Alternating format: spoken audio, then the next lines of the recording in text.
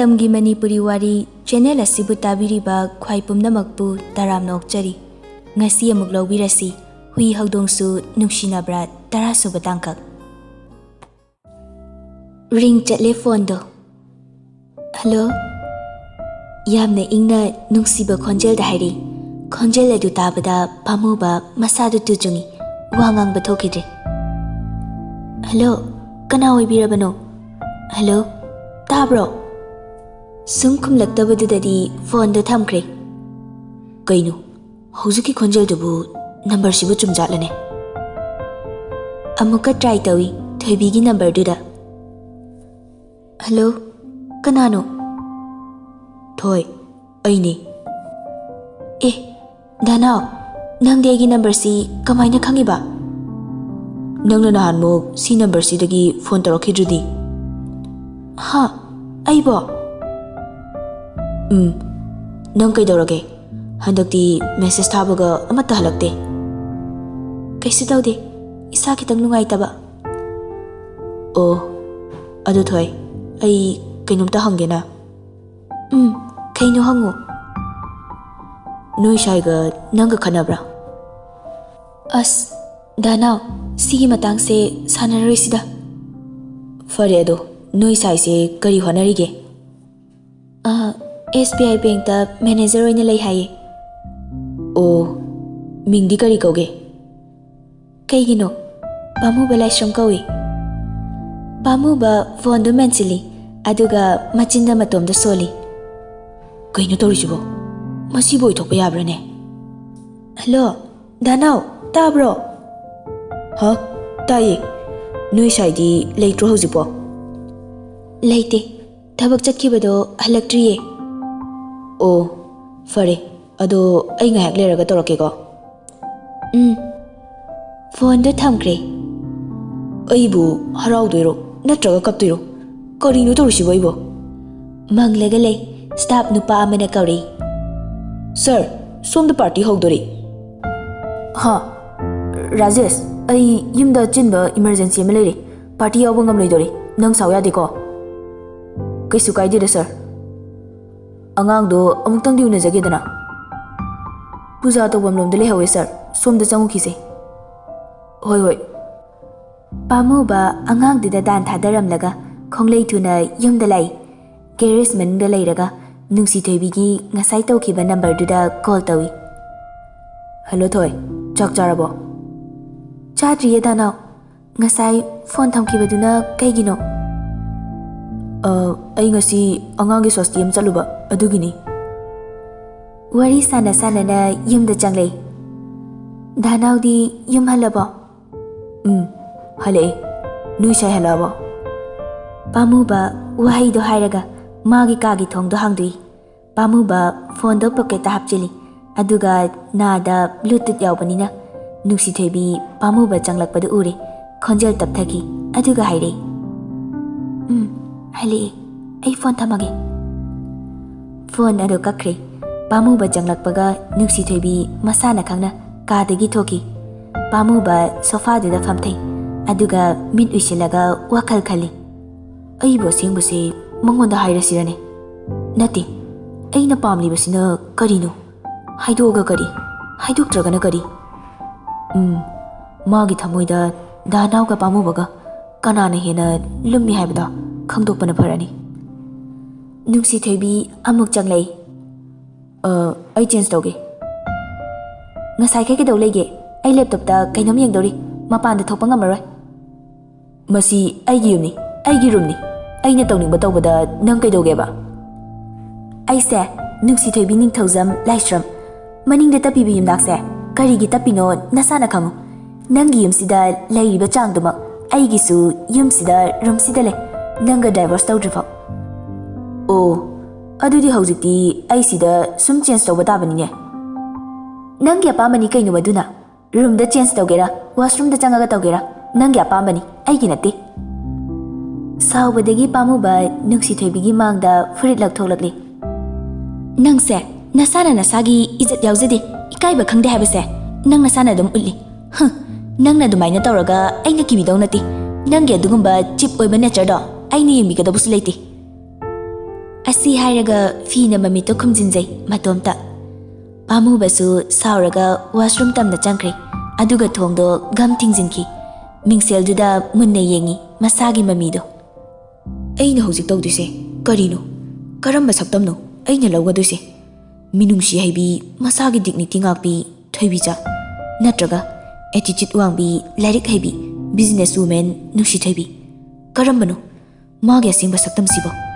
ꯏꯅꯥꯛꯇ ꯑꯁꯨꯛ ꯅꯛꯅ ꯂꯩꯔꯕ ꯐꯥꯎꯕ ꯑꯩꯅ ꯃꯥꯒꯤ ꯑꯁꯦꯡꯕ ꯁꯛꯇꯝ ꯎꯕ ꯉꯝꯗ꯭ꯔꯤꯁꯦ ꯑꯩꯒꯤ ꯏꯔꯥꯜꯂ ꯃꯥꯒꯤ ꯃꯔꯥꯜꯂ? ꯑꯩ ꯃꯥ ꯀꯅꯥꯅꯣ ꯈꯪꯗ꯭ꯔꯤꯈꯩꯗꯤ ꯑꯁꯦꯡꯕꯁꯦ ꯇꯥꯛꯊꯣꯛꯑꯔꯣꯏꯒꯦ, ꯃꯗꯨꯅ ꯑꯐꯕ ꯑꯣꯏꯔꯒꯅꯤ꯫ ꯋꯥꯁꯔꯨꯝꯗꯒꯤ ꯊꯣꯛꯂꯛꯄꯗ ꯅꯨꯡꯁꯤꯊꯣꯏꯕꯤꯁꯨ ꯂꯩꯔꯝꯗ꯭ꯔꯦ, ꯆꯥꯛ ꯆꯥꯕ ꯆꯪꯂꯝꯂꯦ꯫ ꯄꯥꯝꯃꯨꯕꯁꯨ ꯆꯥꯛ ꯆꯥꯕ ꯆꯪꯂꯛꯑꯦ꯫ ꯃꯌꯥꯝ ꯄꯨꯂꯞ ꯆꯥꯛ ꯆꯥꯃꯤꯟꯅꯩ, ꯋꯥ ꯑꯃꯠꯇ ꯉꯥꯡꯅꯗꯦ꯫ ꯔꯥꯖꯁ꯭ꯔꯤꯅ ꯃꯌꯥꯝ ꯄꯨꯟꯕꯒꯤ ꯇꯥꯟꯖꯥꯗꯣ ꯂꯧꯔꯒ ꯍꯥꯏꯔꯦ, ꯌꯨꯝ ꯄꯥꯟꯕꯁꯦ ꯐꯥꯒꯤ ꯅꯠꯇꯦ꯫ ꯅꯪ ꯇꯥꯃꯣꯒ ꯑꯩꯒꯁꯨ ꯅꯨꯡꯁꯤꯅꯔꯒ ꯂꯨꯍꯣꯡꯂꯛꯈꯤꯕ ꯅꯠꯇꯦ꯫ ꯅꯣꯏꯅꯤꯒꯨꯝꯅ ꯑꯍꯜ ꯂꯃꯟ ꯁꯛ ꯈꯪꯅꯔꯒ ꯂꯥꯛꯈꯤꯕꯅꯤ꯫ ꯅꯣꯏꯒꯤ ꯃꯔꯛꯇ ꯗꯤꯁꯇꯦꯟꯁ ꯑꯃ ꯂꯩꯕ ꯎꯔꯤꯁꯦ ꯀꯩꯒꯤꯅꯣ? ꯑꯃꯅ ꯑꯃꯕꯨ ꯀꯅꯥꯅꯣ ꯈꯪꯗꯣꯛꯅꯕ ꯍꯣꯠꯅꯧ꯫ ꯅꯣꯏ ꯇꯥꯃꯣꯒ ꯑꯩꯒ ꯍꯞꯇꯥꯁꯤꯒꯤ ꯃꯅꯨꯡꯗ ꯗꯦꯜꯂꯤ ꯆꯠꯀꯅꯤ꯫ ꯍꯜꯂꯛꯄꯗ ꯅꯨꯡꯉꯥꯏꯕ ꯄꯥꯎ ꯇꯥꯍꯜꯂꯨ꯫ ꯑꯅꯤꯃꯛ ꯑꯃꯠꯇ ꯈꯨꯝꯗꯦ, ꯇꯨꯃꯤꯟ ꯇꯨꯃꯤꯟꯅ ꯇꯥꯏ꯫ ꯊꯕꯛ ꯏꯪꯈꯥꯡ ꯂꯣꯏꯁꯤꯜꯂꯒ ꯆꯪꯂꯛꯏ ꯃꯥꯒꯤ ꯀꯥꯗ꯫ ꯄꯥꯝꯃꯨꯕꯁꯨ ꯃꯥꯒꯤ ꯃꯣꯝꯄꯥꯛ ꯊꯥꯔꯤꯕ ꯃꯐꯝꯗꯨꯗ ꯐꯝꯃꯒ ꯐꯣꯟꯗꯣ ꯑꯣꯠꯂꯒ ꯂꯩꯔꯝꯃꯤ꯫ ꯊꯣꯏꯕꯤ ꯆꯪꯂꯛꯈꯤꯕꯗꯒꯤ ꯐꯣꯟ ꯇꯧꯁꯤꯜꯂꯤ꯫ ꯊꯣꯏꯕꯤ ꯐꯣꯟꯗꯣ ꯀꯛꯊꯠꯂꯤ, ꯑꯗꯨꯒ ꯇꯦꯛꯁ ꯑꯣꯏꯅ ꯊꯥꯏ꯫ ꯙꯅꯥꯎ, ꯑꯩ ꯐꯣꯟ ꯄꯥꯏꯕ ꯌꯥꯗꯤꯌꯦ, ꯋꯥꯔꯤ ꯁꯥꯟꯅꯔꯣꯏꯁꯦ꯫ ꯅꯣꯏ ꯁꯥꯏ ꯂꯩꯕ꯭ꯔꯣ? ꯑꯩꯈꯣꯏꯅꯤꯅ ꯆꯝꯅ ꯂꯣꯏꯅꯔꯁꯨ ꯑꯩꯅ ꯂꯩꯁꯥꯕꯤ ꯅꯠꯇꯕꯅꯤꯅ ꯂꯥꯟꯅ ꯎꯈꯤꯅꯤ꯫ ꯍꯣꯏ ꯆꯨꯝꯃꯦ꯫ ꯑꯗꯣ ꯊꯣꯏꯕꯤ, ꯑꯩ ꯅꯪꯒꯤ ꯃꯇꯦꯡ ꯌꯥꯝ ꯄꯥꯡꯅꯤꯡꯉꯤ꯫ ꯅꯪꯒꯤ ꯅꯨꯡꯉꯥꯏꯇꯕ ꯋꯥ ꯈꯨꯗꯤꯡꯃꯛ ꯑꯩꯉꯣꯟꯗ ꯁꯤꯌꯔ ꯇꯧꯕ ꯌꯥꯅꯤ꯫ ꯙꯅꯥꯎ, ꯅꯪ ꯄꯨꯛꯆꯦꯜ ꯁꯦꯡꯕ ꯃꯤꯅꯦ, ꯑꯗꯨꯕꯨ ꯑꯩꯒꯤ ꯍꯁꯕꯦꯟꯒꯤ ꯃꯔꯝꯗꯗꯤ ꯑꯩ ꯅꯪꯉꯣꯟꯗ ꯍꯥꯏꯅꯤꯡꯗꯦ꯫ ꯙꯅꯥꯎꯅ ꯈꯪꯗꯕꯒꯤꯅꯦ꯫ ꯑꯩꯁꯦ ꯙꯅꯥꯎꯅ ꯈꯟꯕ ꯊꯣꯏꯕꯤꯆꯥꯗꯣ ꯅꯠꯇꯦ꯫ ꯑꯩ ꯉꯁꯤꯗꯤ ꯑꯁꯦꯡꯕ ꯍꯥꯏꯔꯒꯦ꯫ ꯑꯩ ꯕꯤꯖꯤꯅꯦꯁꯃꯦꯟ ꯄꯨꯟꯁꯤꯕꯒꯤ ꯃꯆꯥꯅꯨꯄꯤ ꯅꯨꯡꯁꯤꯊꯣꯏꯕꯤꯅꯤ꯫ ꯑꯩꯒꯤ ꯏꯐꯝꯗ ꯅꯨꯡꯁꯤꯕ ꯃꯤ ꯑꯃꯗ ꯊꯥꯖꯕ ꯂꯣꯏꯅ ꯃꯥꯡꯈ꯭ꯔꯦ꯫ ꯑꯩꯒ ꯆꯥꯛ ꯄꯨꯈꯝ ꯑꯃꯠꯇꯗ ꯆꯥꯃꯤꯟꯅꯕ ꯏꯃꯥꯟꯅꯕꯤꯅ ꯐꯥꯎꯕ ꯑꯩꯒꯤ ꯊꯋꯥꯏꯗꯒꯤ ꯍꯦꯟꯅ ꯅꯨꯡꯁꯤꯖꯕ ꯃꯍꯥꯛꯄꯨ ꯏꯊꯥꯗꯒꯤ ꯃꯨꯟꯕꯤꯈꯤ꯫ ꯙꯅꯥꯎ, ꯃꯁꯤꯅ ꯃꯔꯝ ꯑꯣꯏꯔꯒ ꯑꯩ ꯀꯅꯥꯕꯨꯁꯨ ꯊꯥꯖꯕ ꯉꯝꯈꯤꯗ꯭ꯔꯦ꯫ ꯊꯋꯥꯏ ꯅꯨꯡꯉꯥꯏꯔꯛꯇꯕ ꯃꯇꯝꯗ ꯏꯊꯟꯇ ꯁꯤꯖꯔꯒꯦ ꯐꯥꯎ ꯈꯟꯕ ꯌꯥꯎꯏ꯫ ꯑꯩꯒꯤ ꯍꯁꯕꯦꯟꯗꯣ ꯑꯩꯒ ꯃꯥꯒ ꯑꯍꯥꯟꯕ ꯑꯣꯏꯅ ꯃꯃꯥꯡ ꯆꯍꯤꯒꯤ ꯖꯨꯂꯥꯏꯗ ꯒꯨꯖꯔꯥꯠꯇ ꯊꯦꯡꯅꯈꯤ꯫ ꯃꯍꯥꯛ ꯃꯁꯛ ꯌꯥꯝꯅ ꯐꯖꯕ ꯃꯤꯅꯤ, ꯑꯗꯨꯕꯨ ꯀꯩꯒꯤꯅꯣ ꯈꯪꯗꯦ, ꯃꯥ ꯎꯕꯗ ꯁꯥꯎꯅꯤꯡꯕ ꯑꯃ ꯐꯥꯎꯏ꯫ ꯏꯕꯥꯅꯤ ꯊꯦꯡꯅꯕ ꯎꯅꯕ ꯁꯨꯛꯌꯥ ꯌꯥꯗꯦ, ꯑꯗꯨꯕꯨ ꯇꯥꯏꯕꯪ ꯁꯦꯝꯕ ꯃꯄꯨꯅ ꯏꯕꯥꯅꯤꯒꯤ ꯂꯥꯏꯕꯛ ꯇꯤꯟꯅꯍꯟꯕꯤꯔꯝꯕ ꯃꯥꯜꯂꯤ꯫ ꯑꯍꯜ ꯃꯁꯦꯜ ꯂꯨꯍꯣꯡꯅꯕ ꯍꯥꯏꯅꯈꯤ, ꯑꯗꯨꯕꯨ ꯑꯩꯒ ꯂꯨꯍꯣꯡꯗꯣꯔꯤꯕ ꯕꯣꯔꯁꯦ ꯑꯩꯅ ꯈ꯭ꯋꯥꯏꯗꯒꯤ ꯍꯦꯠ ꯑꯣꯏꯕ ꯃꯤꯅꯤ ꯍꯥꯏꯕꯗꯨꯗꯤ ꯑꯩ ꯈꯪꯈꯤꯗꯦ꯫ ꯂꯨꯍꯣꯡꯕꯒꯤ ꯃꯥꯟꯗꯣꯞ ꯃꯌꯥꯏꯗ ꯑꯍꯥꯟꯕ ꯑꯣꯏꯅ ꯁꯛ ꯎꯅꯕꯅꯤ꯫ ꯑꯩ ꯂꯨꯍꯣꯡꯕ ꯂꯣꯏꯔꯕ ꯃꯇꯨꯡꯗ ꯅꯨꯄꯥ ꯃꯌꯨꯝꯗ ꯆꯠꯂꯣꯏꯅ ꯅꯤꯡꯉꯥꯏ ꯇꯧꯈꯤ, ꯑꯗꯨꯕꯨ ꯑꯃꯨꯛꯁꯨ ꯈꯟꯊꯔꯛꯈꯤ꯫ ꯑꯩꯒꯤ ꯂꯥꯏꯕꯛꯇ ꯃꯍꯥꯛꯄꯨ ꯏꯁꯣꯔꯅ ꯇꯝꯕꯤꯔꯝꯕꯒꯤꯅꯤ ꯈꯜꯂꯒ ꯑꯩ ꯑꯦꯗꯖꯁ ꯇꯧꯕ ꯍꯧꯔꯛꯈꯤ꯫ ꯑꯗꯨꯕꯨ ꯙꯅꯥꯎ, ꯐꯥꯔꯁ ꯏꯝꯄ꯭ꯔꯦꯁꯟ ꯏꯁ ꯗ ꯂꯥꯁ ꯏꯝꯄ꯭ꯔꯦꯁꯟ ꯍꯥꯏꯕꯗꯨ ꯆꯨꯝꯂꯝꯂꯦ꯫ ꯉꯁꯤ ꯅꯣꯡ ꯅꯤꯅꯤꯁꯤꯗꯒꯤꯗꯤ ꯃꯍꯥꯛ ꯀꯩꯅꯣꯝꯃ ꯏꯇꯧ ꯇꯧꯔꯦ꯫ ꯑꯩꯒꯤ ꯏꯐꯝꯗ ꯑꯃꯨꯛꯀ ꯍꯦꯟꯅ ꯊꯥꯖꯕ ꯍꯥꯏꯕꯗꯣ ꯃꯥꯡꯂꯦ꯫ ꯑꯩ ꯃꯤꯒꯤ ꯅꯨꯡꯉꯥꯏꯅꯕ ꯇꯧꯔꯔꯣꯏ, ꯏꯁꯥꯒꯤ ꯅꯨꯡꯉꯥꯏꯅꯕ ꯑꯣꯏꯅ ꯇꯧꯔꯒꯦ ꯈꯜꯂꯦ꯫ ꯃꯤ ꯑꯇꯣꯞꯄꯕꯨ ꯅꯨꯡꯁꯤꯔꯔꯣꯏꯒꯦ, ꯏꯁꯥ ꯏꯇꯣꯝꯇ ꯑꯣꯏꯅ ꯅꯨꯡꯁꯤꯕ ꯍꯧꯔꯒꯦ꯫ ꯃꯔꯝꯗꯤ ꯑꯩꯅ ꯃꯤ ꯑꯃꯕꯨ ꯊꯥꯖꯕ ꯊꯝꯃꯨꯔꯒ ꯏꯊꯟꯇ ꯃꯩꯆꯥꯛ ꯐꯪꯍꯧꯏ꯫ ꯑꯩ ꯏꯁꯥꯅꯗꯤ ꯏꯁꯥꯗ ꯀꯩꯗꯧꯅꯨꯡꯗ ꯆꯩꯅꯥ ꯆꯩꯊꯦꯡ ꯄꯤꯔꯣꯏꯅ ꯃꯁꯤ ꯈꯜꯂꯦ ꯑꯩ꯫ ꯅꯨꯡꯁꯤꯊꯣꯏꯕꯤꯅ ꯊꯥꯔꯛꯄ ꯃꯦꯁꯦꯖꯇꯣ ꯄꯥꯔꯦ, ꯑꯗꯨꯒ ꯌꯦꯡꯂꯛꯏ ꯅꯨꯡꯁꯤꯊꯣꯏꯕꯤꯗ꯫ ꯄꯥꯝꯃꯨꯕꯅ ꯅꯨꯡꯁꯤꯊꯣꯏꯕꯤꯒꯤ ꯃꯤꯠꯀꯤ ꯄꯤ ꯇꯩꯊꯣꯛꯑꯒ ꯂꯩꯔꯝꯕꯗꯨ ꯎꯔꯦ꯫ ꯄꯥꯝꯃꯨꯕ ꯃꯗꯨ ꯎꯔꯨꯕꯗ ꯊꯃꯣꯏꯗ ꯅꯨꯡꯉꯥꯏꯇꯕ ꯆꯩꯅꯥ ꯑꯃꯗꯤ ꯐꯥꯎꯏ꯫ ꯊꯣꯏ, ꯑꯩꯁꯨ ꯑꯩꯒꯤ ꯅꯨꯄꯤꯒ ꯌꯥꯅꯗ꯭ꯔꯦ, ꯅꯪꯁꯨ ꯅꯪꯒꯤ ꯍꯁꯕꯦꯟꯒ ꯌꯥꯅꯗ꯭ꯔꯦ꯫ ꯑꯗꯨꯗꯤ ꯏꯕꯥꯅꯤ ꯀꯔꯥꯏꯗꯅꯣꯃ ꯆꯦꯟꯈ꯭ꯔꯁꯤꯔꯥ? ꯙꯅꯥꯎ, ꯑꯩ ꯃꯥꯒ ꯀꯥꯏꯅꯔꯁꯨ ꯑꯇꯣꯞꯄ ꯅꯨꯄꯥꯗꯗꯤ ꯑꯩꯒꯤ ꯄꯨꯟꯁꯤꯅ ꯌꯨꯝ ꯑꯃꯨꯛ ꯍꯟꯅ ꯄꯥꯜꯂꯔꯣꯏꯒꯦꯅ ꯂꯦꯞꯄꯦ꯫ ꯑꯩꯒꯤ ꯏꯄꯥꯅ ꯀꯔꯤꯁꯨ ꯋꯥꯠꯍꯟꯕꯤꯗꯦ꯫ ꯅꯨꯄꯥ ꯌꯥꯎꯗ꯭ꯔꯒꯁꯨ ꯍꯤꯡꯕ ꯉꯝꯃꯦ ꯍꯥꯏꯕꯁꯦ ꯑꯩ ꯎꯠꯅꯤꯡꯉꯤ꯫ ꯅꯨꯡꯁꯤꯊꯣꯏꯕꯤꯅ ꯃꯤꯠꯀꯤ ꯄꯤ ꯇꯩꯊꯣꯛ ꯇꯩꯊꯣꯛꯅ ꯃꯦꯁꯦꯖ ꯏꯕꯗꯣ ꯄꯥꯝꯃꯨꯕꯁꯨ ꯎꯔꯦ꯫ ꯃꯦꯁꯦꯖꯇꯣ ꯄꯥꯔꯒ ꯅꯣꯛꯐꯦꯠ ꯇꯧꯖꯩ ꯄꯥꯝꯃꯨꯕ꯫ ꯑꯣꯟꯊꯣꯛꯑꯒ ꯅꯨꯡꯁꯤꯊꯣꯏꯕꯤꯗ ꯌꯦꯡꯂꯛꯄꯗ ꯀꯞꯄꯒ ꯂꯩꯔꯝꯕꯗꯨ ꯎꯔꯦ꯫ ꯃꯗꯨ ꯎꯕꯗ ꯊꯃꯣꯏꯗ ꯍꯥꯏꯐꯝ ꯈꯪꯗꯕ ꯆꯩꯅꯥ ꯑꯃꯗꯤ ꯐꯥꯎꯏ꯫ ꯆꯪꯁꯤꯟꯗꯨꯅ ꯃꯤꯠꯀꯤ ꯄꯤꯔꯥꯡꯗꯣ ꯇꯩꯊꯣꯛꯅꯤꯡꯉꯤ, ꯑꯗꯨꯕꯨ ꯀꯔꯤꯒꯤꯅꯣ ꯈꯪꯗꯦ ꯃꯁꯥꯗ ꯊꯧꯅꯥ ꯐꯨꯗꯣꯛꯄꯗꯤ ꯉꯝꯖꯗꯦ꯫ ꯀꯩꯒꯤꯅꯣ ꯑꯩꯅ ꯃꯥꯅ ꯀꯞꯄ ꯎꯔꯒ ꯃꯥꯒꯤ ꯄꯤ ꯇꯩꯊꯣꯛꯄ ꯉꯝꯗ꯭ꯔꯤꯕ? ꯑꯩꯁꯤꯕꯨ ꯀꯩꯗꯧꯔꯕꯅꯣ? ꯊꯣꯏꯕꯤ ꯃꯄꯥꯟꯗ ꯊꯣꯛꯈꯤ꯫ ꯄꯥꯝꯃꯨꯕ ꯊꯣꯏꯕꯤꯅ ꯆꯠꯂꯤꯗꯣ ꯀꯗꯥꯏꯗꯅꯣꯗꯤ ꯍꯪꯅꯤꯡꯉꯤ, ꯑꯗꯨꯕꯨ ꯍꯪꯕꯗꯤ ꯉꯝꯗꯦ꯫ ꯁꯣꯝꯗ ꯊꯣꯏꯕꯤ ꯌꯦꯅꯈꯥꯒꯤ ꯙꯥꯔꯤꯗꯨꯗ ꯐꯝꯃꯒ ꯃꯄꯨꯡ ꯐꯥꯗ꯭ꯔꯤꯕ ꯅꯣꯡꯗꯣꯜ ꯊꯥꯖꯕꯨ ꯌꯦꯡꯂꯒ ꯃꯄꯤ ꯁꯤꯟꯊꯗꯨꯅ ꯀꯞꯂꯤ꯫ ꯑꯩꯁꯤꯕꯨ ꯌꯨꯝꯁꯤꯗ ꯀꯔꯤ ꯃꯔꯝꯒꯤ ꯂꯩꯔꯤꯕ? ꯑꯩꯅ ꯌꯨꯝꯁꯤꯗ ꯂꯩꯕꯒꯤ ꯑꯥꯔꯊ ꯊꯣꯛꯏꯕ꯭ꯔꯥ? ꯆꯠꯈ꯭ꯔꯒꯅ ꯀꯔꯤ ꯈꯟꯕ ꯃꯤꯌꯥꯝꯅ? ꯍꯜꯂꯛꯄꯤ ꯃꯤꯡꯊꯣꯜꯗꯨꯁꯨ ꯂꯨꯍꯣꯡꯕ ꯊꯥ 2 ꯐꯥꯗ꯭ꯔꯤꯉꯩꯗ꯫ ꯁꯣꯝꯗꯅ ꯑꯃꯨꯛ ꯄꯥꯝꯃꯨꯕ ꯋꯥꯈꯜ ꯖꯥꯠ ꯖꯥꯠ ꯈꯜꯂꯦ꯫ ꯐꯠꯇꯕ ꯖꯥꯠ ꯖꯥꯠ ꯑꯃꯨꯛ ꯇꯧꯔꯝꯗꯅꯕ? ꯄꯥꯝꯃꯨꯕ ꯐꯨꯛ ꯍꯧꯒꯠꯂꯒ ꯊꯣꯏꯕꯤ ꯊꯤꯕ ꯊꯣꯛꯂꯛꯏ꯫ ꯃꯥꯡꯒꯣꯜ ꯌꯧꯕꯒ ꯈꯪꯍꯧꯗꯅ ꯃꯩ ꯃꯨꯠꯊꯣꯛꯈꯤ꯫ ꯍꯩꯁ, ꯀꯃꯥꯏꯅ ꯇꯧꯅꯤ ꯇꯧꯔꯤꯁꯤꯗꯤ? ꯊꯣꯏꯕꯤꯁꯨ ꯃꯩ ꯃꯨꯠꯈꯤꯕꯒ ꯋꯥꯈꯜ ꯂꯥꯛꯏ꯫ ꯄꯥꯝꯃꯨꯕ ꯃꯩ ꯐꯝꯂꯝꯕꯗꯒꯤ ꯐꯨꯛ ꯍꯧꯒꯠꯂꯤ, ꯑꯗꯨꯒ ꯏꯃꯨꯡꯂꯣꯝꯗ ꯆꯪꯂꯛꯏ꯫ ꯃꯩꯗꯨꯗꯤ ꯆꯪꯈꯣꯟꯕꯅ ꯃꯣꯏꯒꯤ ꯀꯥꯒꯤ ꯃꯩ ꯌꯥꯗꯕ ꯁꯦꯝꯕꯒꯤ ꯐ꯭ꯌꯨꯁ ꯂꯧꯊꯣꯛꯄꯒꯤ ꯃꯨꯊꯠꯄꯅꯤ꯫ ꯐ꯭ꯌꯨꯁꯇꯣ ꯑꯃꯨꯛ ꯍꯥꯞꯄꯗꯒꯤ ꯃꯩꯗꯣ ꯐꯠ ꯂꯥꯛꯏ꯫ ꯑꯅꯤꯗꯣ ꯃꯥꯡꯒꯣꯟꯗꯨꯗ ꯎꯅꯔꯦ꯫ ꯉꯥꯏꯍꯥꯛꯇꯪꯗꯤ ꯃꯨꯟꯅ ꯌꯦꯡꯅꯩ꯫ ꯊꯣꯏꯕꯤ ꯃꯥꯏꯗꯣ ꯐꯠ ꯂꯩꯊꯣꯛꯏ, ꯑꯗꯨꯒ ꯀꯥꯗ ꯄ꯭ꯔꯞ ꯄ꯭ꯔꯞ ꯆꯪꯈ꯭ꯔꯦ꯫ ꯄꯥꯝꯃꯨꯕꯗꯤ ꯂꯦꯞꯍꯧꯏ꯫ ꯀꯔꯤꯒꯤꯅꯣ ꯑꯩꯅ ꯃꯉꯣꯟꯗ ꯋꯥꯍꯩ ꯑꯃ ꯐꯥꯎꯕ ꯑꯁꯦꯡꯕ ꯈꯪꯂꯁꯤꯐꯥꯎꯗ ꯍꯥꯏꯕ ꯉꯝꯗ꯭ꯔꯤꯁꯤꯕꯣ? ꯁꯣꯝꯗ ꯊꯣꯏꯕꯤ ꯐꯃꯨꯡꯗ ꯀꯥꯈꯠꯈ꯭ꯔꯦ, ꯑꯗꯨꯒ ꯅꯥꯗ ꯏꯌꯔꯄꯤꯁ ꯊꯤꯡꯖꯤꯜꯂꯒ ꯏꯁꯩ ꯊꯥꯔꯒ ꯇꯨꯝꯃꯤ꯫ ꯄꯥꯝꯃꯨꯕ ꯊꯣꯏꯕꯤꯒꯤ ꯅꯥꯛꯇ ꯆꯪꯂꯛꯏ, ꯑꯗꯨꯒ ꯐꯃꯥꯡꯗ ꯂꯦꯞꯄꯒ ꯍꯥꯏꯔꯦ, ꯊꯣꯏ, ꯑꯩ ꯅꯪꯒꯤ ꯗꯥꯅꯥꯎꯅꯤ꯫ ꯅꯪꯕꯨ ꯏꯅꯥꯛꯇ ꯅꯛꯅ ꯂꯩꯔꯕꯁꯨ ꯑꯩ ꯅꯪꯕꯨ ꯁꯛ ꯈꯪꯉꯨꯗ꯭ꯔꯦ꯫ ꯑꯩ ꯅꯪꯉꯣꯟꯗ ꯂꯥꯟꯈ꯭ꯔꯦ꯫ ꯊꯣꯏꯕꯤ ꯏꯌꯔꯄꯤꯁ ꯍꯥꯞꯄꯒ ꯇꯨꯝꯂꯕꯅꯤꯅ ꯄꯥꯝꯃꯨꯕꯅ ꯍꯥꯏꯕꯗ ꯇꯥꯗ꯭ꯔꯦ꯫ ꯔꯦꯁꯄꯣꯟꯁ ꯀꯔꯤꯝꯇ ꯐꯪꯂꯛꯇꯕꯗꯨꯗꯗꯤ ꯄꯥꯝꯃꯨꯕ ꯃꯥꯒꯤ ꯐꯃꯨꯡꯗ ꯆꯪꯈ꯭ꯔꯦ꯫ ꯅꯦꯛꯁ ꯗꯦꯒꯤ ꯑꯌꯨꯛ ꯄꯨꯡ 6ꯗ ꯄꯥꯝꯃꯨꯕ ꯃꯤꯀꯞ ꯊꯣꯛꯂꯛꯏ꯫ ꯍꯦꯛ ꯍꯧꯒꯠꯂꯛꯄꯒ ꯊꯣꯏꯕꯤꯕꯨ ꯐꯃꯨꯡꯗ ꯌꯦꯡꯉꯤ꯫ ꯍꯧꯒꯠꯈ꯭ꯔꯖꯥꯠꯂꯅꯦ ꯃꯥꯕꯣ? ꯃꯁꯥꯁꯨ ꯉꯝꯗꯦ ꯍꯥꯏꯔꯒ? ꯋꯥꯁꯔꯨꯝꯗ ꯆꯪꯈ꯭ꯔꯦ, ꯑꯗꯨꯒ ꯐ꯭ꯔꯦꯁ ꯑꯣꯏꯊꯣꯛꯂꯒ ꯊꯣꯛꯂꯛꯏ꯫ ꯑꯗꯨꯒ ꯃꯤꯔꯔ ꯃꯃꯥꯡꯗ ꯁꯝꯖꯦꯠ ꯍꯥꯠꯀꯦꯅ ꯆꯪꯕꯗ ꯆꯦꯖꯦꯠ ꯑꯃꯗ ꯋꯥꯔꯣꯜ ꯏꯕ ꯑꯃ ꯊꯦꯠꯂꯝꯃꯤ꯫ ꯃꯗꯨ ꯎꯕꯗ ꯁꯣꯛ ꯆꯠꯂꯤ ꯄꯥꯝꯃꯨꯕ꯫ ꯋꯥꯔꯣꯜꯗꯨꯗꯤ, ꯑꯩ ꯂꯩꯕꯁꯦ ꯅꯪꯉꯣꯟꯗ ꯌꯥꯝꯅ ꯅꯨꯡꯉꯥꯏꯍꯟꯗ꯭ꯔꯦ꯫ ꯑꯩ ꯈꯪꯉꯤ, ꯅꯪꯒꯤ ꯅꯅꯤꯡꯇꯝꯅꯕ ꯑꯄꯥꯝꯕ ꯁꯛꯍꯦꯟꯕꯤ ꯑꯃꯒ ꯂꯩꯃꯤꯟꯅꯕ ꯐꯪꯅꯕ ꯑꯩ ꯆꯠꯂꯒꯦ꯫ ꯑꯦꯟ ꯗꯣꯟ ꯋꯥꯔꯤ, ꯑꯩꯒꯤ ꯐꯦꯃꯤꯂꯤꯗꯒꯤ ꯅꯪꯒꯤ ꯐꯦꯃꯤꯂꯤꯗ ꯑꯩ ꯀꯔꯤꯒꯨꯝꯕ ꯋꯥꯊꯣꯛ ꯑꯃꯠꯇ ꯂꯥꯛꯍꯜꯂꯣꯏ꯫ ꯄꯥꯝꯃꯨꯕ ꯂꯩꯃꯥꯏꯗ ꯒꯤꯠ ꯐꯝꯗꯔꯛꯏ꯫ ꯁꯣꯝꯗꯅ ꯅꯨꯡꯁꯤꯊꯣꯏꯕꯤ ꯃꯥꯒꯤ ꯒꯥꯔꯤꯗꯣ ꯀꯞꯄ ꯀꯞꯄꯒ ꯊꯧꯔꯛꯄꯗ ꯑꯌꯨꯛꯇ ꯑꯅꯥꯕ ꯄꯨꯈꯠꯂꯛꯄ ꯒꯥꯔꯤ ꯑꯃꯗ ꯊꯦꯡꯖꯤꯟꯗꯨꯅ ꯑꯦꯛꯁꯤꯗꯦꯟ ꯊꯣꯛꯂꯦ꯫ ꯁꯣꯝꯗ ꯃꯪꯂꯒ ꯐꯝꯂꯤꯉꯩꯗ ꯐꯣꯟ ꯂꯥꯛꯏ꯫ ꯂꯥꯛꯏꯕ ꯅꯝꯕꯔꯗꯨ ꯎꯕꯗ ꯍꯔꯥꯎꯔꯝꯃꯤ꯫ ꯑꯇꯩ ꯀꯅꯥꯒꯤ ꯅꯝꯕꯔ ꯅꯠꯇꯦ, ꯊꯣꯏꯕꯤꯆꯥꯒꯤ ꯅꯝꯕꯔꯅꯤ꯫ ꯍꯜꯂꯣ ꯊꯣꯏ, ꯅꯪ ꯀꯥꯏꯗ ꯂꯩꯒꯦ? ꯁꯣꯝꯁꯦ ꯗꯥꯅꯥꯎ ꯍꯥꯏꯕꯗꯣ ꯑꯣꯏꯕꯤꯔꯕ꯭ꯔꯥ? ꯅꯨꯄꯥ ꯑꯃꯒꯤ ꯈꯣꯟꯖꯦꯜꯗ ꯍꯥꯏꯔꯛꯏ꯫ ꯃꯥꯅꯦ, ꯀꯩꯗꯧꯔꯒꯦ? ꯁꯣꯝꯒꯤ ꯊꯣꯏ ꯍꯥꯏꯔꯤꯕ ꯅꯨꯄꯤꯁꯦ ꯁꯤꯖ ꯍꯣꯁꯄꯤꯇꯥꯜꯗ ꯂꯥꯏꯀꯠꯅꯔꯒ ꯂꯩꯔꯦ꯫ ꯑꯊꯨꯕ ꯃꯇꯝꯗ ꯂꯥꯛꯄꯤꯔꯣ꯫ ꯍꯥ, ꯀꯩꯅꯣ ꯍꯥꯏꯁꯤꯕꯣ? ꯈꯔ ꯊꯨꯅ ꯂꯥꯛꯄꯤꯔꯣ꯫ ꯄꯥꯝꯃꯨꯕ ꯃꯤꯠꯂꯨꯗꯒꯤ ꯄꯤꯔꯥꯡ ꯁꯤꯟꯊꯔꯛꯄ ꯈꯪꯍꯧꯗꯦ꯫ ꯈꯣꯡꯂꯩ ꯊꯨꯅ ꯆꯦꯟꯊꯣꯔꯛꯏ, ꯑꯗꯨꯒ ꯃꯇꯩꯃꯒ ꯃꯌꯥꯝꯕꯒꯗ ꯄꯥꯎꯗꯣ ꯇꯝꯂꯝꯃꯤ꯫ ꯑꯗꯨꯒ ꯀꯞꯄꯒ ꯒꯥꯔꯤꯗꯣ ꯄꯥꯏꯈꯩ ꯊꯧꯈꯤ꯫ ꯍꯦ ꯏꯁꯣꯔ, ꯑꯩꯒꯤ ꯊꯣꯏꯕꯤꯒꯤ ꯊꯋꯥꯏꯗꯗꯤ ꯀꯟꯕꯤꯌꯨꯀꯣ꯫ ꯔꯥꯁꯇ꯭ꯔꯤꯒ ꯆꯪꯈꯣꯟꯕꯒꯁꯨ ꯑꯉꯥꯡꯗꯣ ꯄꯨꯔꯒ ꯈꯣꯡꯂꯩ ꯊꯨꯅ ꯒꯥꯔꯤ ꯊꯧꯔꯒ ꯂꯥꯛꯏ꯫ ꯍꯣꯁꯄꯤꯇꯥꯜ ꯍꯦꯛ ꯌꯧꯕꯒ ꯆꯦꯟꯁꯤꯜꯂꯤ꯫ ꯁꯣꯝ ꯗꯥꯅꯥꯎꯔꯣ? ꯑꯧ ꯃꯥꯅꯦ, ꯃꯔꯨꯞ ꯀꯃꯥꯏꯅ ꯇꯧꯈ꯭ꯔꯒꯦ? ꯑꯩꯅ ꯄꯨꯈꯠꯂꯛꯄꯅꯤ, ꯋꯥꯏꯊꯧꯗ ꯊꯣꯛꯄꯅꯤ ꯑꯦꯛꯁꯤꯗꯦꯟꯁꯦ꯫ ꯍꯧꯖꯤꯛ ICUꯗ ꯄꯨꯁꯤꯟꯈ꯭ꯔꯦ꯫ ꯗꯣꯛꯇꯔꯒ ꯋꯥꯔꯤ ꯁꯥꯟꯅꯕꯤꯌꯨ꯫ ꯄꯥꯝꯃꯨꯕ ꯆꯤꯟꯗꯣ ꯃꯦꯟꯁꯤꯜꯂꯒ ꯀꯞꯄꯤ꯫ ꯉꯥꯛꯇꯪ ꯂꯩꯕꯒ ꯔꯥꯁꯇ꯭ꯔꯤꯒ ꯃꯌꯥꯝꯕꯒꯁꯨ ꯊꯨꯡꯂꯔꯤ꯫ ꯄꯥꯝꯃꯨꯕ ꯃꯌꯥꯝꯕꯗ ꯀꯣꯟꯁꯤꯜꯂꯒ ꯀꯞꯄꯤ꯫ ꯍꯣꯏ, ꯀꯩꯁꯨ ꯇꯧꯔꯣꯏꯁꯦ, ꯏꯁꯣꯔ ꯂꯩꯔꯤꯁꯤꯗꯤ꯫ ꯉꯥꯏꯈꯣ, ꯏꯅꯦ ꯈꯣꯏ ꯃꯥꯃ ꯈꯣꯏꯗ ꯄꯥꯎ ꯄꯤꯈ꯭ꯔꯕ꯭ꯔꯥ? ꯄꯤꯗꯦ꯫ ꯑꯁ, ꯑꯩ ꯐꯣꯟ ꯑꯝꯇ ꯇꯧꯒꯦ꯫ ꯁꯣꯝꯗ ꯗꯣꯛꯇꯔ ꯊꯣꯛꯂꯛꯏ꯫ ꯄꯥꯝꯃꯨꯕ ꯗꯣꯛꯇꯔꯗꯨꯗ ꯆꯦꯟꯁꯤꯟꯗꯨꯅ ꯍꯪꯉꯤ꯫ ꯗꯣꯛꯇꯔ, ꯀꯃꯥꯏꯅ ꯇꯧꯔꯒꯦ?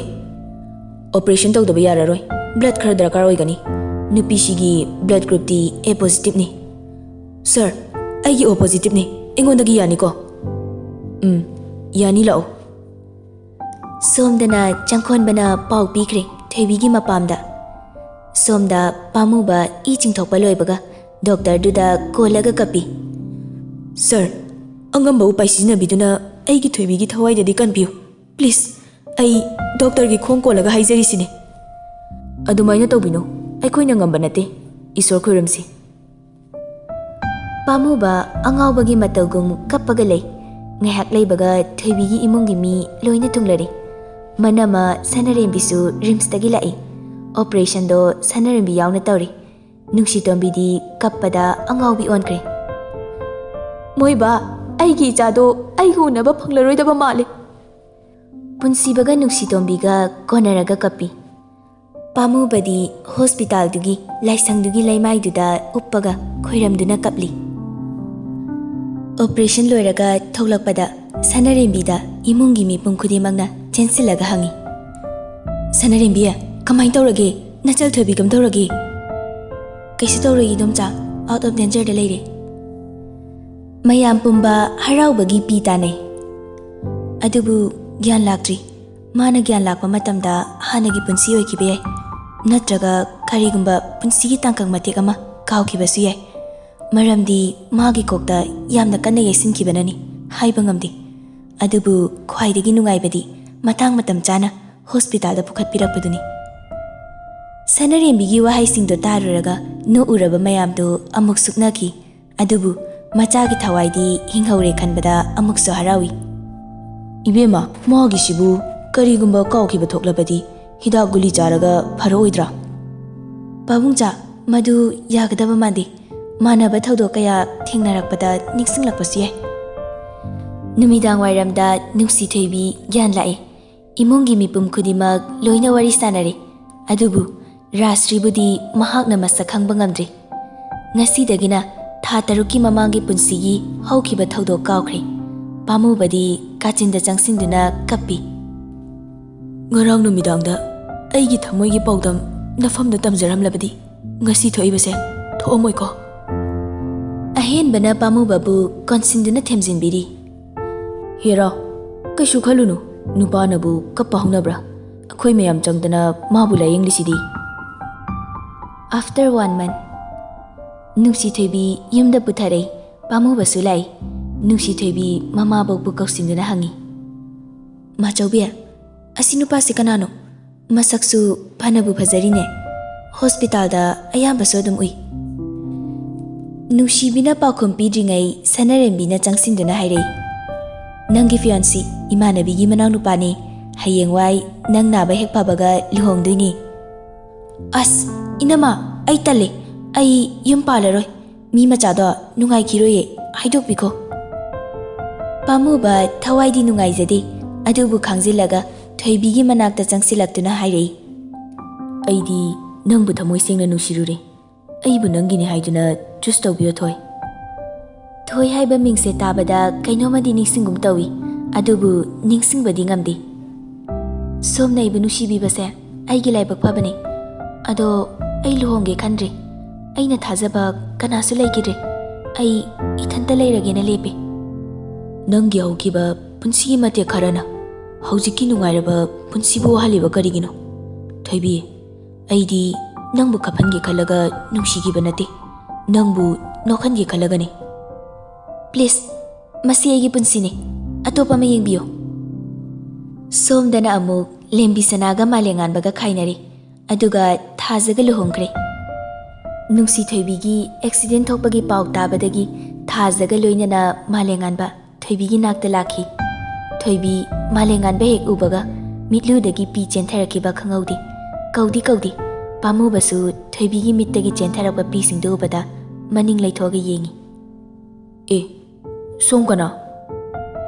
ai malenganbani pamubado gyan tajade phida thaduna famali da mana kanano ai lembi ga khainare karige thoibi nangbu ifamdagi mana munbi khibani mana ibani bu khai ꯈꯥꯏꯗꯣꯛꯅꯍꯟꯕꯅꯤ ꯃꯥꯅ ꯄꯥꯝꯖꯕ ꯑꯩꯕꯨ ꯑꯩꯅ ꯃꯐꯝꯗꯒꯤ ꯈꯥꯏꯗꯣꯛꯄꯅꯤ ꯃꯍꯥꯛꯁꯤꯅ ꯑꯩꯒꯤ ꯂꯣꯏꯅꯕꯤꯅꯤ ꯊꯥꯖ ꯀꯧꯏ ꯑꯗꯨꯒ ꯊꯥꯖꯗ ꯑꯃꯨꯛ ꯑꯣꯟꯁꯤꯜꯂꯒ ꯊꯥꯖ ꯃꯥꯅ ꯑꯩꯕꯨ ꯀꯔꯤꯗ ꯁꯣꯏꯈꯤꯒꯗꯒꯦꯅ ꯀꯨꯞꯅ ꯌꯦꯡꯁꯤꯟꯕꯤꯔꯛꯄꯤ ꯑꯩꯒꯤꯗꯃꯛꯇ ꯌꯥꯝꯅ ꯋꯥꯖꯔꯛꯄꯤꯅꯤ ꯑꯩꯒꯤ ꯊꯃꯣꯏꯒꯤ ꯅꯨꯡꯁꯤꯊꯣꯏꯕꯤ ꯁꯤ ꯍꯥꯏꯔꯒ ꯀꯞꯄꯤ ꯄꯥꯝꯃꯨꯕꯁꯦ ꯅꯨꯡꯁꯤꯊꯣꯏꯕꯤꯒꯤ ꯍꯁꯕꯦꯟꯅꯤ ꯍꯥꯏꯕ ꯃꯥꯂꯦꯝꯉꯥꯟꯕꯅ ꯈꯪꯗꯦ ꯄꯥꯝꯃꯨꯕꯗꯤ ꯃꯥꯂꯦꯝꯉꯥꯟꯕꯁꯦ ꯅꯨꯡꯁꯤꯊꯣꯏꯕꯤꯒꯤ ꯑꯦꯛꯁ ꯕꯣꯏꯐ꯭ꯔꯦꯟꯅꯤ ꯍꯥꯏꯕ ꯈꯪꯗꯦ ꯁꯥꯟꯅꯔꯤꯕ ꯋꯥꯔꯤꯗꯨꯗ ꯄꯥꯝꯃꯨꯕꯗꯤ ꯇꯨꯃꯤꯟꯅ ꯇꯥꯏ ꯁꯥꯟꯅꯔꯤꯕ ꯋꯥꯔꯤꯗꯣ ꯉꯥꯏꯍꯥꯛ ꯂꯩꯕꯒ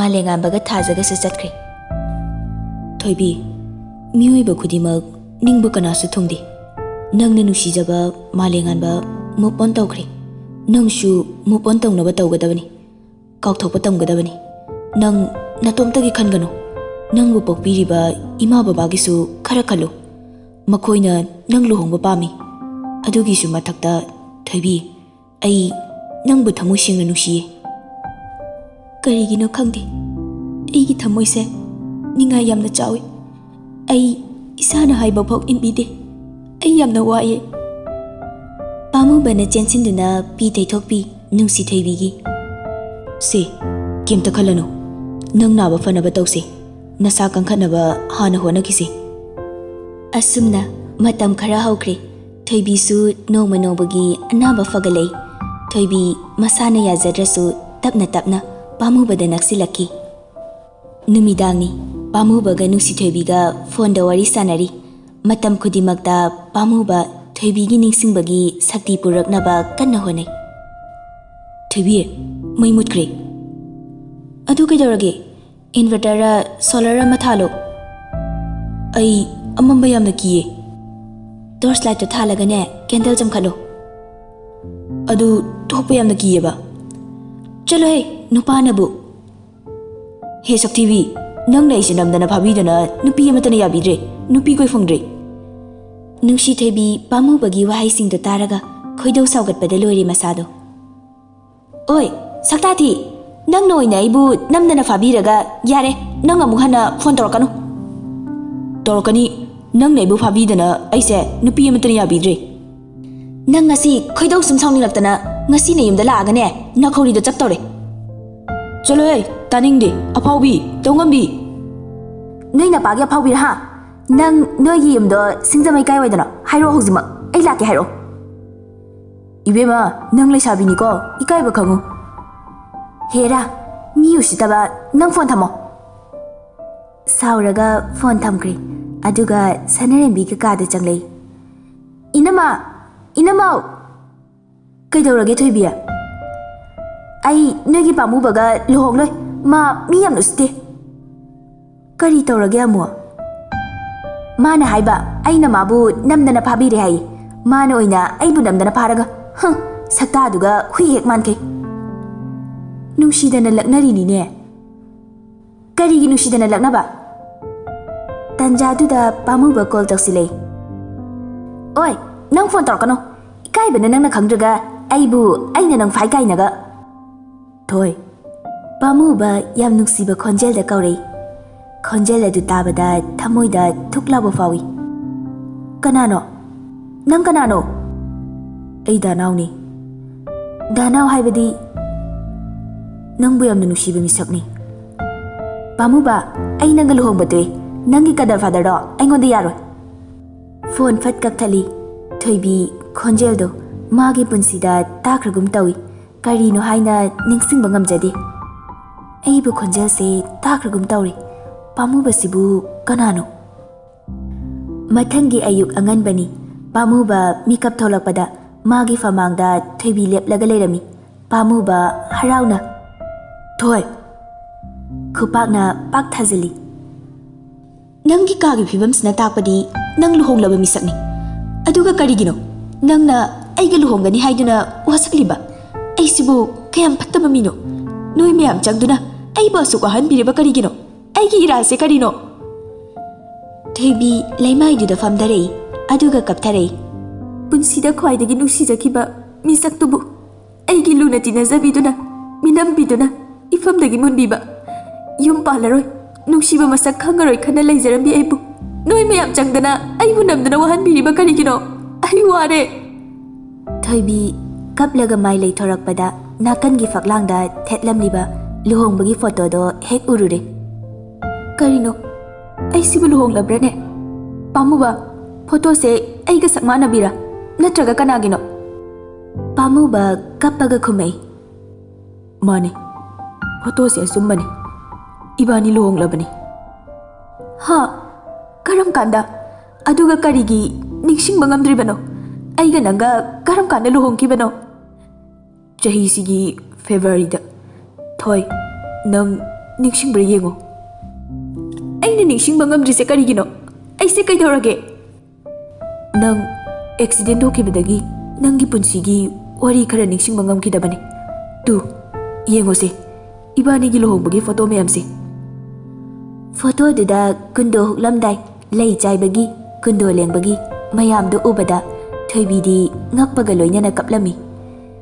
Thoibi photo yenglambadagi fuk haugali aduga mayumda chatlagena khong hek thangdokpaga floor da ising taramba mafamduda nanthuduna leimaida kokte yeksili pamubasu okpa nanghaudi Thoibi tabro Kokto Thoibi floor da yeksinkibadagi ngaubadawna tawi Thoibi kaidorage se hawgalo As ai kainoma tawre kokse Doctor chasira kayam connection krage Thoibi khumdi tumina kokto pairaga lei pamubana Thoibi bu kongkhatuna famungda thangjili Thoi nang aktang pothagera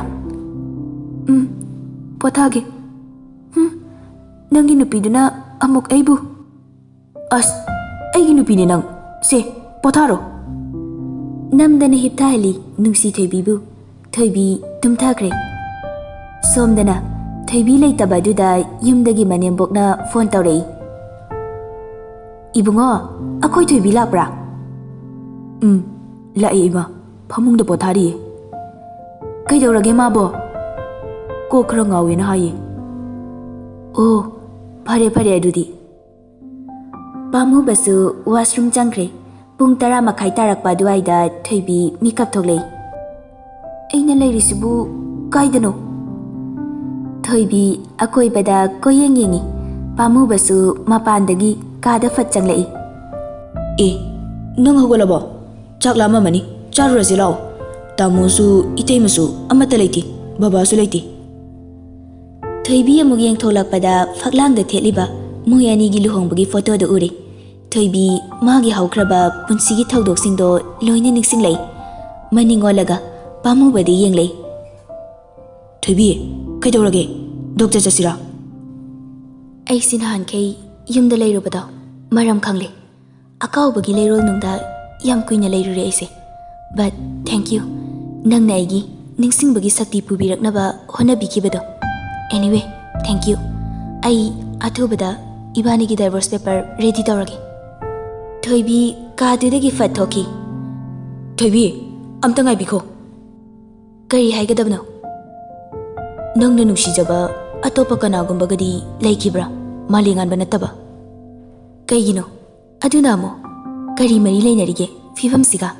Ai nangonde yamna nungai hankidre. Makha tana nangonde yeningde. Thoibi prap thoki kadudagi pamuba amaromda Thoibina kaubagi leirol nungdagi tholakpadagi haraugadoribra natraga amuk mana lapkhibagi kapkadoribra Aibu asingba haidorasirane maching phattabinina asingba hairuraga amuk magi pukningbu sanayena hera pamuba changaga chang shiraga si natradi matamse yam thengkidore Pamuba Thoibicha haina save tawba number duda call tawi Danau ni nasidi Hello Danau Thoi nang naba kumdorage Ha khara fare nangdi kamai khangliba ai nai haibadi ai doctor la ami nongma aina phone torakpada nangi nupa pamubana pick up tori adudagi ai hospital da nang unaba laki Thoi Nang nupana nangbu yamna nushijabani ma ahin kaya tumdabida nangbu hospital da nangi seba tawkibani haujiksu kappaga phone tawrami nang ꯑꯃꯨꯛꯇꯪꯗꯤ diverse ꯇꯧꯗ꯭ꯔꯤꯉꯩꯗ ꯃꯥꯒꯤ ꯊꯃꯣꯏꯒꯤ ꯋꯥ ꯑꯃꯗꯤ ꯈꯪꯈꯣꯗꯅ. ꯀꯩꯅꯣ ꯗꯥꯅꯥꯎ ꯅꯪꯅ ꯍꯥꯏꯔꯤꯗꯨꯕꯣ? ꯑꯁꯦꯡꯕꯅꯤ ꯊꯣꯏ. ꯅꯪ ꯐꯣꯟ ꯊꯝꯗꯅ ꯃꯥꯒꯤ ꯅꯥꯛꯇ ꯆꯪꯉꯨ. ꯍꯣꯏ. ꯊꯣꯏꯕꯤ ꯑꯃꯨꯛ ꯀꯥꯔꯛꯏ ꯃꯊꯛꯇ. ꯊꯣꯏ, ꯀꯥꯈꯠꯂꯕꯣ? ꯃꯥ ꯎꯔꯕꯣ? ꯎꯔꯦ. ꯃꯥꯁꯨ ꯐꯣꯟꯗ ꯀꯅꯥꯒꯅꯣ ꯈꯪꯗꯦ ꯋꯥꯔꯤ ꯁꯥꯕ ꯃꯥꯜꯂꯤ. ꯊꯣꯏ, ꯑꯩꯅꯤ ꯅꯪꯒꯤ ꯗꯥꯅꯥꯎ, ꯅꯪꯒꯤ ꯄꯥꯝꯃꯨꯕ. ꯍꯥ? ꯊꯣꯏꯕꯤ ꯐꯣꯟꯗꯨꯗ ꯑꯃꯨꯛ ꯌꯦꯡꯉꯤ, ꯄꯥꯝꯃꯨꯕꯗ ꯑꯃꯨꯛ ꯌꯦꯡꯉꯤ, ꯐꯣꯟꯗꯣ ꯑꯃꯨꯛ ꯐꯠ ꯀꯛꯊꯠꯂꯤ, ꯑꯗꯨꯒ ꯑꯃꯨꯛ ꯇꯧꯁꯤꯜꯂꯤ. ꯄꯥꯝꯃꯨꯕꯅ ꯃꯥꯒꯤ ꯃꯥꯡꯗ ꯐꯣꯟꯗꯣ ꯄꯤꯛꯑꯞ ꯇꯧꯕꯗ ꯎꯕꯗ ꯉꯛꯄ ꯐꯥꯎꯏ, ꯄꯨꯛꯅꯤꯡꯁꯨ ꯅꯨꯡꯁꯤ. ꯊꯣꯏ, ꯑꯩ ꯗꯥꯅꯥꯎꯅꯤ ꯅꯪꯒꯤ. ꯄꯥꯝꯃꯨꯕ ꯊꯣꯏꯕꯤꯒꯤ ꯅꯥꯛꯇ ꯆꯪꯁꯤꯜꯂꯛꯏ, ꯑꯗꯨꯒ ꯑꯣꯟꯂꯥꯏꯟ ꯂꯩꯔꯤꯕ ꯃꯥꯒꯤ ꯅꯝꯕꯔꯗꯨꯗ ꯌꯦꯡꯍꯜꯂꯤ. ꯊꯋꯥꯏꯒꯤ ꯊꯣꯏꯕꯤꯆꯥ.